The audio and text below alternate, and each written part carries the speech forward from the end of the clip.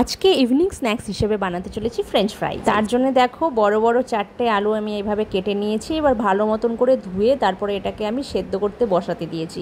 সেদ্ধ করতে বসানোর সময় আমি এর মধ্যে দিয়েছি নুন আর ভিনেগার। তারপর এটাকে জল ঝরিয়ে রাখলাম কিছুক্ষণের জন্য। এরপর এর মধ্যে আমি অ্যাড করব কর্নফ্লাওয়ার আর সাথে সামান্য পরিমাণ কাশ্মীরি লঙ্কা গুঁড়ো আর একটুখানি নুন। কর্নস্টার্চ বা কর্নফ্লাওয়ার যেটাই বলো না কেন সেটা তোমরা আরেকটু বেশিও অ্যাড করতে পারো, আমি খুব একটা বেশি অ্যাড করিনি। এরপরে এটাকে ভালো মতন মেখে সাইড করে রেখে দিলাম। এরপর তেল গরম করে তার মধ্যে ফ্রেঞ্চ ফ্রাই বানানোর জন্য আমি আলুগুলো দিয়ে দিলাম আর খুব ভালো করে গোল্ডেন ব্রাউন করে ভেজে ভেজে তুলব। ভাজাগুলো কিন্তু খুব ক্রিস্পি হয়েছিল। যাই হোক, সমস্তটা ভেজে তুললাম। আর ড্রেসিং হিসাবে আমি এখানে ইউজ করছি মেয়োনিজ আর সাথে ম্যাগি সস অর্থাৎ টমেটো কেচাপ। ব্যাস রেডি হয়ে গেল আমাদের ফ্রেঞ্চ ফ্রাই। সন্ধেবেলা কিন্তু জমে গেছিলো খাওয়াটা। আর এটা ছিল আমার হাজব্যান্ডের জন্য সারপ্রাইজ। ও তো দারুণ লেগেছে ওর খেয়ে। তোমরাও বাড়িতে এভাবে ট্রাই করো।